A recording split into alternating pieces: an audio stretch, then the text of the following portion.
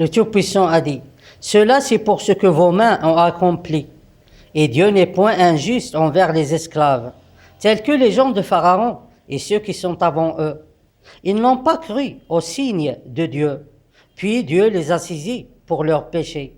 Certes, Dieu est fort et sévère en punition. Cela c'est parce que Dieu ne modifie pas un bienfait dont il a gratifié un peuple, jusqu'à ce qu'il change ce qui est en lui-même. Et Dieu est audient et omniscient. Si Dieu Tout-Puissant donne aux croyants la vie éternelle et réforme leur corps progressivement et les guérit de toutes les maladies progressivement, si l'être humain peut supporter la douleur, sinon on peut utiliser un antidouleur en attendant que la guérison s'achève. Et si Dieu Tout-Puissant répare aux croyants leur terre et fait sortir d'elle tout son bien comme une subsistance pour eux, et répare aussi leur ciel et faire descendre tout ce qui est bien pour eux et ne leur fait aucun mal, et répare leur soleil et leur lune et leurs étoiles, pour que tous fonctionnent comme pour l'intérêt de leur corps et leurs esprits. Alors ces croyants n'ont besoin que d'une seule chose, garder leur croyance au frais, leur croyance en Dieu Tout-Puissant et ni qui sont associés et à son message.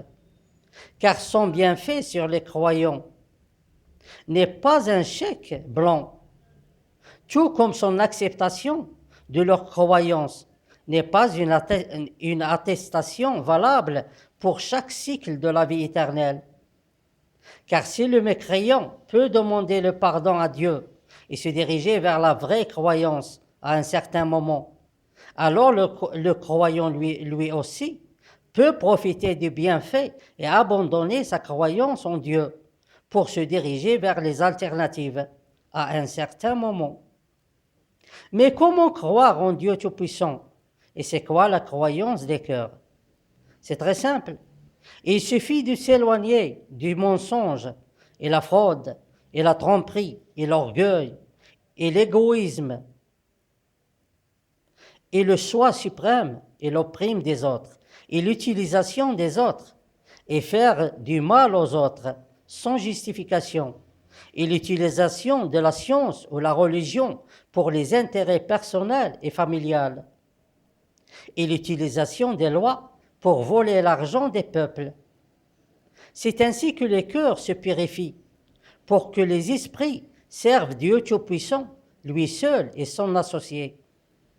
Jamais la vie éternelle ne sera pour tous les gens, que s'il ne reste sur terre que les bons humains et que le jugement de Dieu Tout-Puissant soit le seul jugement accepté par les gens.